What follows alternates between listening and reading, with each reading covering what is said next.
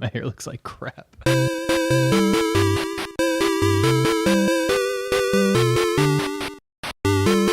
All right, so as you can tell, this is a little bit different of a video. Got some major bags under my eyes. I haven't slept a whole lot lately, and based on the title of this video, you can probably you can probably guess why. So like the other 10 million people who picked this up in the first like 3 days, that's an absolutely insane number. Like all those people out there, I too also picked up the new Legend of Zelda Tears of the Kingdom video game for the Nintendo Switch family of systems. And yeah, you know, I kind of like it a lot. I have to imagine at this point I have at least like 30 something hours into this game by now, and yeah, I'm kind of like totally addicted to it. So instead of just kind of going the route of doing like a normal Indie Jacob video on it, where I'm, you know, downstairs in front of the camera with the other mic shoved up right in my face, I wanted to just come up here and just have like a really like chill chat session talking about Tears of the Kingdom, because it's like really good and I kind of just want to gush about it for a while. For context, I'm not like a massive fan of Breath of the Wild. I mean, I enjoy the game.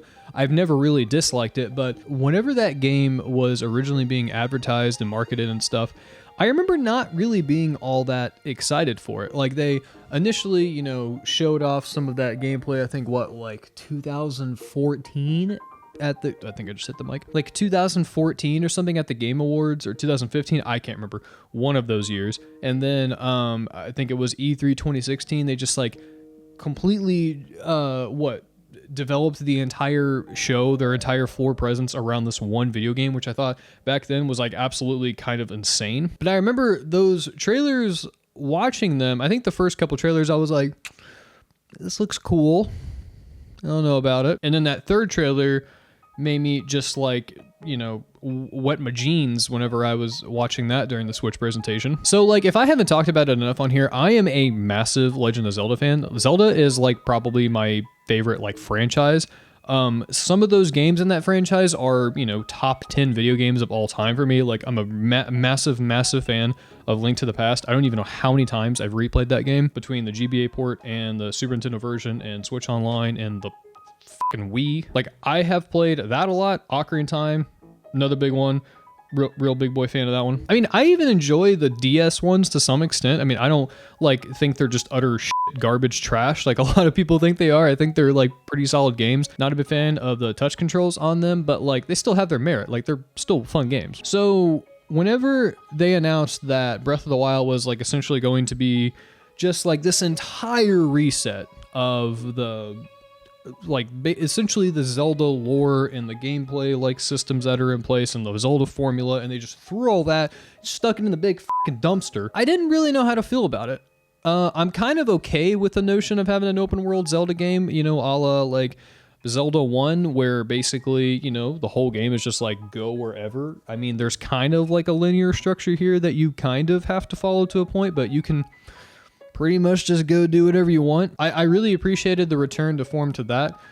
But whenever I played the game, I was completely fucking addicted to it. I remember playing that game for so many hours at a time. And it was just like, for some reason, like my brain, it was just like the epitome of like, I want to play Zelda, I want to play Zelda, I want to play Zelda. So whenever they announced that Tears of the Kingdom, back then it was the sequel to Breath of the Wild. Whenever they originally announced that, and I kind of had this look about my face like, oh, cool.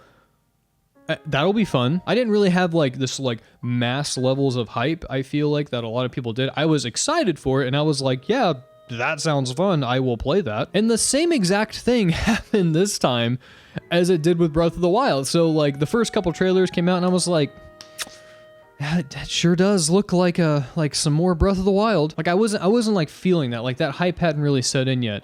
Again, until the third trailer, until Big Boy third trailer came along and completely sold me on the game. And then the last like 2 weeks before the game came out, I mean, it was like all I could think about. It was just constant thoughts of Tears of the Kingdom is about to come out.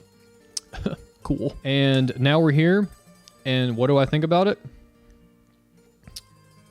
This is one of the best video games that I've ever played. I mean, from an objective standpoint, like, I'm trying to like pull some emotion and subjectivity out of here when I'm saying this.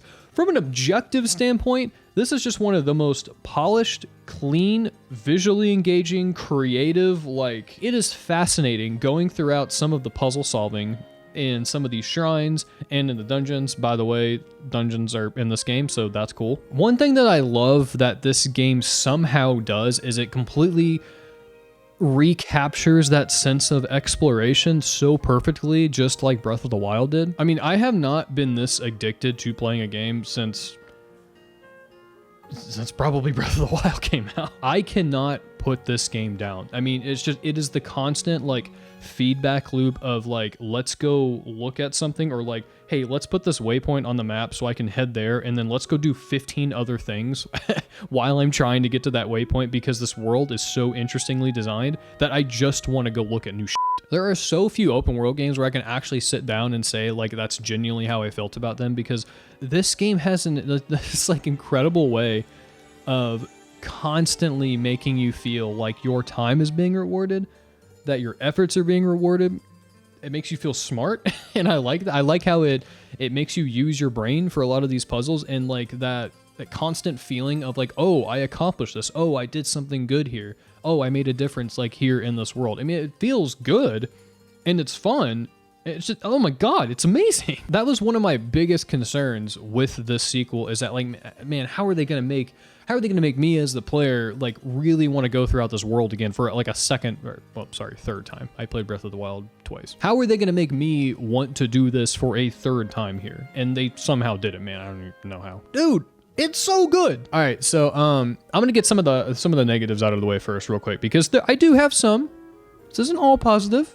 I got some negatives here. So this game essentially opens up with you pretty much doing the exact same thing that happened in Breath of the Wild. Now, this one has a little more story that happens before that, but basically, shit happens to Link, and you wake up after an extended period of time again, and you have tutorial land up in the Great Sky Islands. Not a big fan of that. I think that worked like totally fine in Breath of the Wild, but I think it could have been done better here. So like in Breath of the Wild, I understand the whole point of the Great Plateau and like why the Zelda team felt that the player needed those like first couple hours to kind of really get adjusted to this new style of gameplay, especially like if you had played Zelda games before.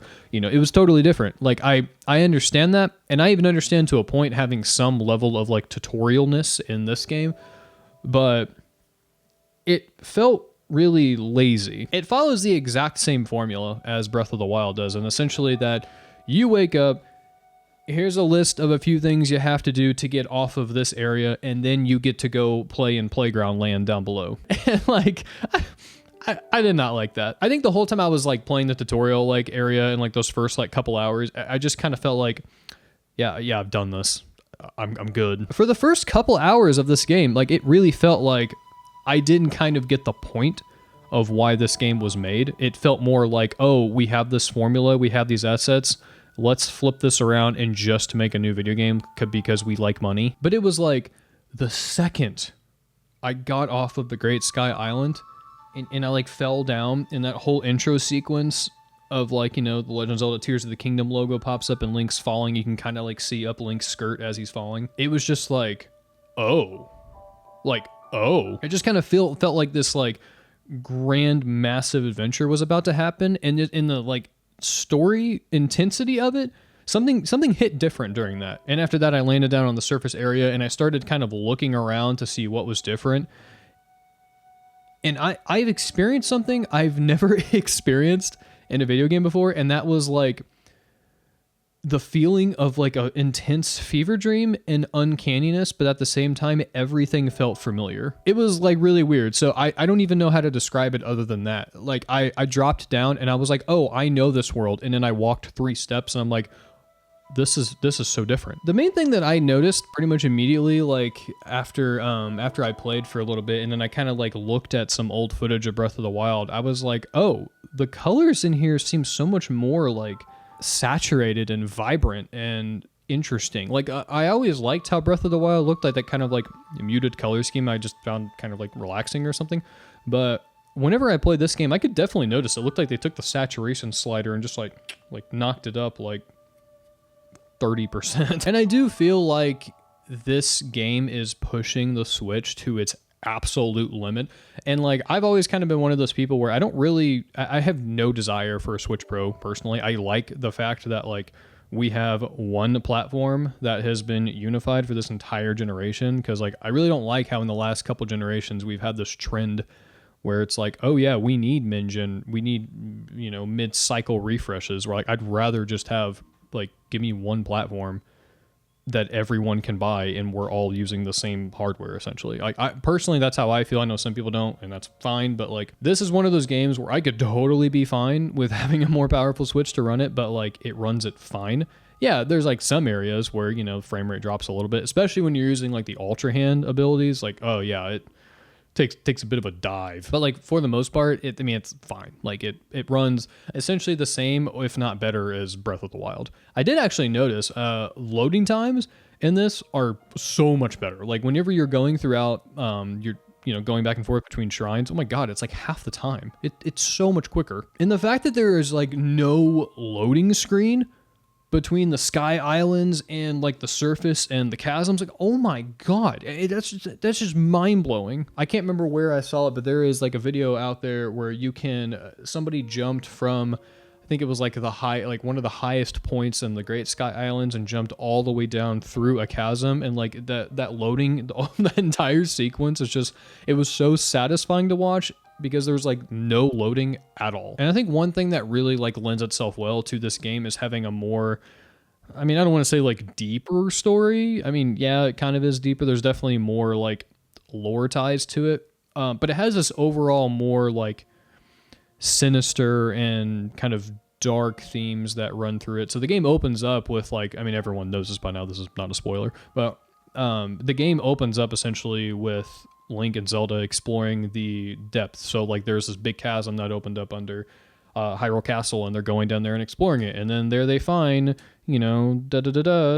Ganondorf. And just from the second that hits, it like you feel it. They have somehow managed to take like every negative that people had with Breath of the Wild and just like flip it on its head and turn it into a positive, and like with the story being one of them, because a lot of people were not the biggest fan of the story, myself included, with Breath of the Wild. Like I thought the story was like totally serviceable and fine, and obviously the story in Tears of the Kingdom could end up sucking. I'm not done with the game yet. Like I'm a pretty good ways into it, but I'm not done with it yet. It could completely suck a big old dong after I record this video. But like something I've noticed so far is, I would say the voice acting, definitely a step up.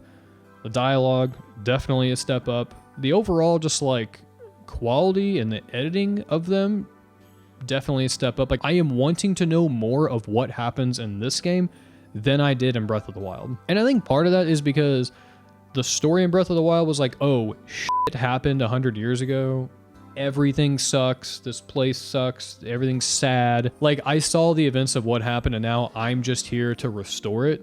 Versus this game where like, okay, I know what happened here and I can kind of see where this is going, but there's so many like interesting lore tidbits, and like I have no idea where this game takes place on the Zelda timeline like anymore. I don't. I thought I had a pretty good idea with Breath of the Wild, where it's like obviously this game takes place thousands and thousands of years after like any established Zelda canon.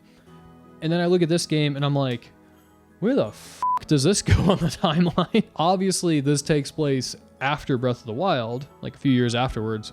But then there are things in this game that lead me to believe that like I have no idea where some of these story sequences take place. But man, I got to talk about them new abilities. So the abilities in Breath of the Wild I always thought were interesting, because it's like they essentially just gave you everything at the start, and they pretty much do the exact same thing in this game too.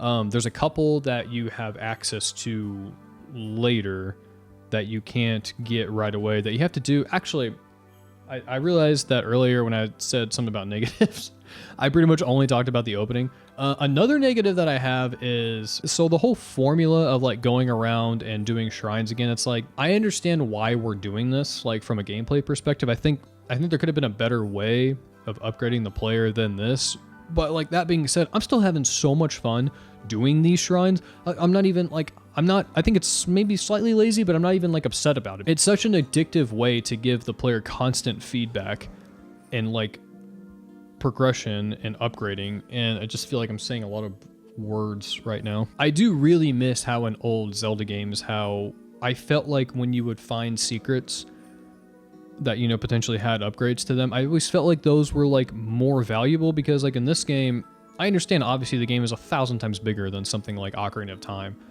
and they can't populate the world with like just hot bangers like in every chest. I understand that, but I feel like this game, there's too many times where I'm exploring a cave or something. Oh, that's another thing. Caves are in this game. Caves! But like I'll be exploring a cave and I'll spend 10-15 minutes in there, and then like my reward, 30 arrows, baby. Hell yeah. There's just like that kind of thing. I just wish there was a little more like, I miss heart containers as rewards or something like that. Or like I miss, let's get the big old bag wallet. I miss that. I kind of miss like there being these really like big ass cool items or upgrades or something like that being in caves. And I understand this world is huge. You can't have that every time. Sometimes it's awesome if you just find like a diamond or something in one of these. Again, I want to get back to talking about the abilities. So the abilities in this game are so fun. I don't even know how else to say it. They're so fun. And you feel like a god in some instances, like with the ascend ability. You can just like shoot up through the ceiling, like pretty much anywhere. And you would think that would break the game, but like it doesn't. Like they've accounted for you to do that. And even if they haven't in instances, they don't care. They're just like, yes, break our video game, please. The developers on this have to just be some like god tier S+ level shit. Like I don't even know how you possibly design a world this big with these level of abilities and simultaneously make me feel like I'm like sequence breaking the crap out of this game, but like you intended for me to do that. I mean, that is just mind blowing to me. But anyway, the new abilities are, so you have the Ultra Hand, which is essentially like magnesis, but kind of on steroids. You can just attach anything to anything now. Whatever. This is a cool ability, although man, it's taken me so long to like kind of wrap my brain around it and remember I can do this. And on top of that, it's like holy crap and crap, like I can just kind of break the world. And the next ability I'm going to talk about is like one of the best things I've ever done in a video game. All right, so the fuse ability is crazy. Basically, this is the ability that lets you just, like you saw it advertised in the trailers and stuff, this lets you just take like anything that's a movable object and just like just slap it right on whatever you want. I mean, it's pretty crazy when you see like, you know, you pick up a stick and you just like glue a boulder to it, and it's it's like the best weapon ever. This is something that took my brain like a long time to kind of wrap my head around, just because I've never played a game where you can just like, you just make whatever. I mean, like, yeah, I've played Minecraft and stuff where it's like, oh, I have these clear parameters that I have to work in. The game is telling me that I just kicked the camera. The game is essentially telling me like, you can take whatever and like, you know, just take something else and make a beautiful baby with it. That level of freedom is just completely unparalleled as a player. And I like really appreciate the creativity that you can have with that. And it is absolutely mind-blowing to have this and the Ultra Hand together. This is like just maximum creative mode for everybody. I mean, I can't wait to see some of the stuff that people can make. I mean, I saw the other day, like somebody made, you know, a giant dick and balls, and they're just spinning around, beating a Hinox with it. And I'm just like, so on top of that, we have another new ability called Ascend. I briefly talked about this a little bit ago. So basically, if you stand under something, like if you are at a certain distance or shorter, you can just like pop right up, go right through the ground or ceiling or whatever it is. And I found this is the thing that I forget about the most. So I've never played a game that lets you essentially, like I talked about earlier, like break the game like this. And there's a lot of ways that this is designed in the shrines and in the overworld and stuff to account for you using it. And there are times where I'm like in a cave or something and I'm just like, how the f do I get out of here? And I'll be walking around for 5 minutes and I'm just like, I can't tell you how many times I've had that moment. And like, it feels good to remember that you have that. And at the same time, you're like, wow, I'm dumb. And then the last ability that we have, which is by far the least used ability of mine. And if you've guessed a theme, it's also because I kind of forget that I have it sometimes. So that's the recall ability. So the recall ability is just, lets you turn back time.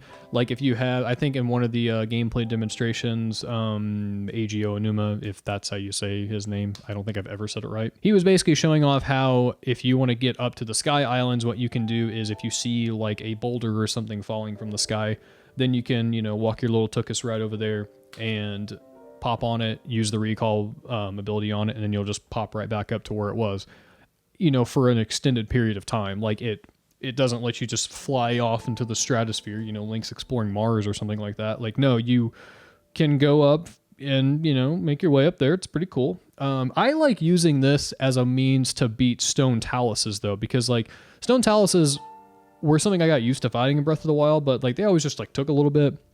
And I always felt like I could have done this better. So basically now whenever taluses like throw their boulders at me, I just use recall on them and just pop them right back, smack them in the face. They go down. I swipe on their, whatever that thing's called on top of their head. It is just making for so much more creative gameplay. And I just absolutely, I love this game. This game is so good. I want to talk for a second about some changes though that they've made from Breath of the Wild to Tears of the Kingdom. So like with Tears of the Kingdom, I would say overall there's just a much more heavy emphasis on tone and story. And I also love the fact that we actually have dungeons. That is arguably the biggest complaint that I had with Breath of the Wild, and they like fixed it. They're awesome. I've only done a couple of them so far, and from what I can tell, like they're not my favorite dungeons like in the franchise ever. Like I still really like, Ocarina of Time and Twilight Princess and Skyward Sword's dungeons a whole lot.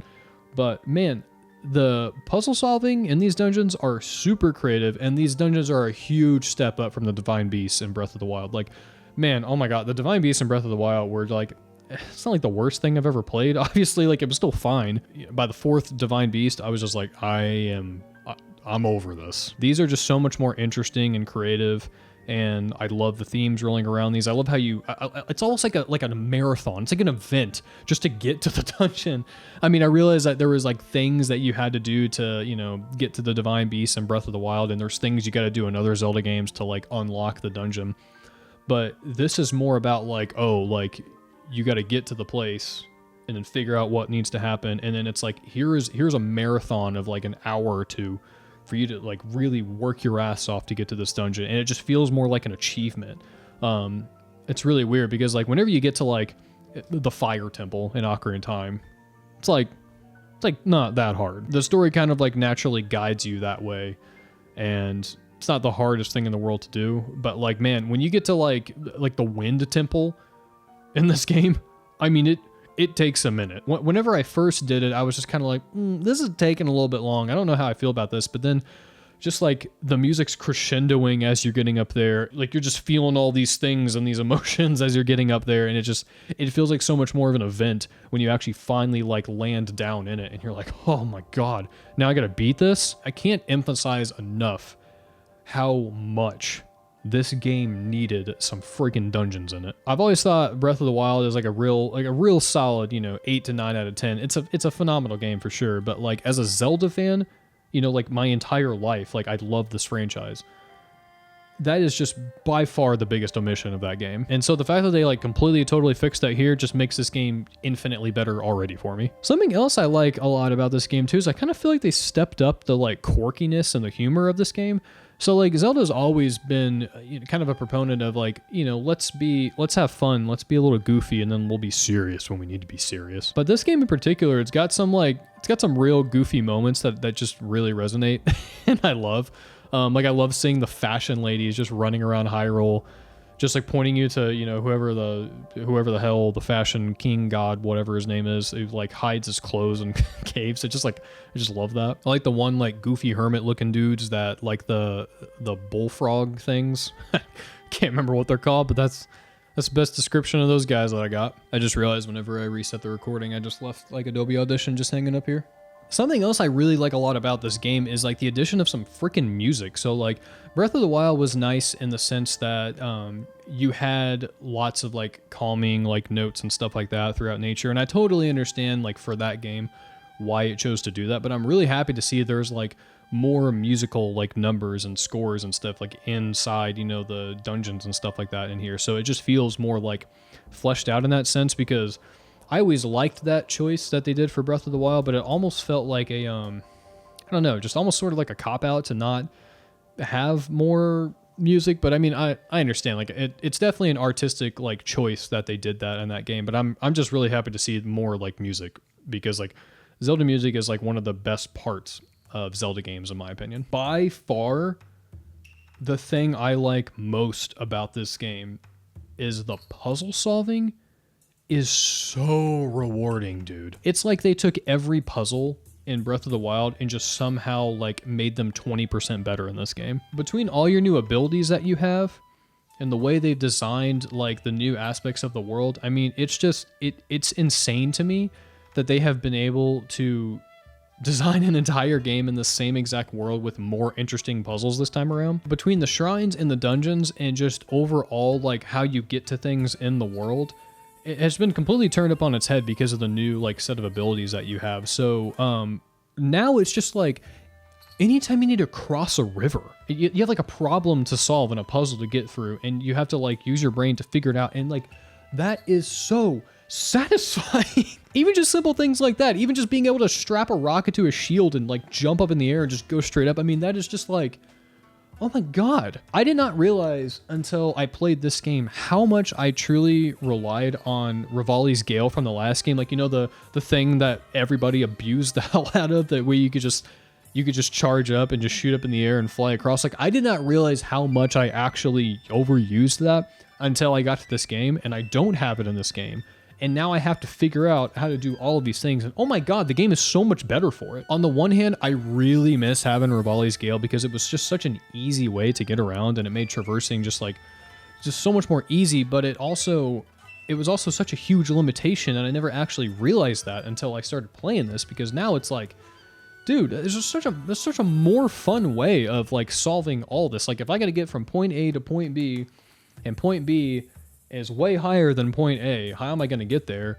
Well, now it's like, okay, I have probably 20 ways of doing this, and none of them are wrong, but I gotta do it. It's just made for such more interesting and creative gameplay, and like that's just one example of that. I mean, like you can apply that same logic and that same example to like all of the shrines, all of the dungeons, like even when you're just trying to do side quests for NPCs. There's so much variety in this game, and like this is going to be a game I can safely say I will be playing for like years to come. And that's something that I want to emphasize like even more. The fact that the developers are just basically saying like, do these however you want. Like there is no, like we have a clear path here for you to solve a puzzle, but like go ahead and just break the hell out of our game. Like they don't care. And I absolutely love that mentality. And I really hope that if there's one thing that people can take from this game, like and apply it to other games, like in the open world setting, it's that. Like, don't be afraid to let people kind of like play around with the physics of your game and like break the game and solve puzzles in more interesting ways than just the one way you have set out. Because oh my god, it makes it so much more interesting, because if you do solve the puzzle or you solve the thing the correct way, you feel great. But if you solve the puzzle in a different way, then you also feel great because you still solved that puzzle. It is really funny though how like after finally playing this game for a while, I finally gotten like reused to the controls again, because oh my gosh, man, like those first like 5 to 10 hours, oh my god, it was just such growing pains. Like I don't know if anyone else like out there feels that way, but the controls in Breath of the Wild and Tears of the Kingdom just feel so bizarre. Like if you're used to playing video games and you're used to like certain conventions with like control schemes and stuff, man, playing this game just throws all that shit right out the window. As a Monster Hunter fan, dude, it has taken me like 20 hours of playing this game to remember, oh, I don't push R to run. And it is really weird how you, like, I switched the controls to be, I have to hold X to run and I use B to jump because I felt like that was more comfortable. But isn't that weird? Like, why am I using the two, like, buttons that are vertical to each. Like, I don't understand that. Why am I using, you know, X and B on the controller to run and jump? Like, you would think those would need to be closer to each other. I will say one addition I really, really like in terms of the control scheme is that they added a wheel, like a radio wheel, when selecting your abilities. And I kind of wish they did more of that instead of just having everything in like long horizontal lines. But yeah, the only way I could think of that they would have done that is they would have had to add like multiple like radio wheels, because you can have so many weapons in this game. So I understand why they went the route of just having everything on like a horizontal plane. The first like 5 to 10 hours were kind of annoying, and then after that it's like, oh, okay, I've gotten to this, and the gameplay was so much fun that I was kind of just like, okay, I kind of don't care that the controls are a little weird. But now that I'm used to it, everything feels like super intuitive and stuff. I just can't go play other video games for a while until I'm done with this, because the controls are so much different than like anything else. Like, it feels really good whenever you fuse, you know, like a bomb to an arrow, and like that, the whole way you do that on the controller feels great now that I've done it 50 times. But the first time I did it was weird. But man, for some reason my mind still cannot get used to, okay, I use L to select my abilities and not something on the D-pad. I keep pushing the D-pad for some damn reason, trying to select my abilities. I don't know. It's weird. I cannot emphasize this enough, though. Tears of the Kingdom has been an absolutely incredible video game experience. I haven't felt this addicted to a game, like I said earlier, probably since Breath of the Wild. I don't want to like go to an extreme. I'm trying to ground myself here a little bit, but this game definitely, man, it goes places. Like, this has to be the best open world game I've ever played. It is definitely one of the best video games that I've ever played. I'm not going to say it's my favorite Zelda game, because I do really, really, really like Link to the Past, and I really like Ocarina of Time. And I'm trying to pull my nostalgia out of that. I do still think those games are better if you're like introducing somebody to like video games. I would hand them those games before I'd hand them Tears of the Kingdom.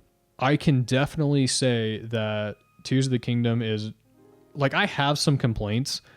I mean, yeah, the tutorial is annoying, and yeah, the controls are a little wonky until you get used to them.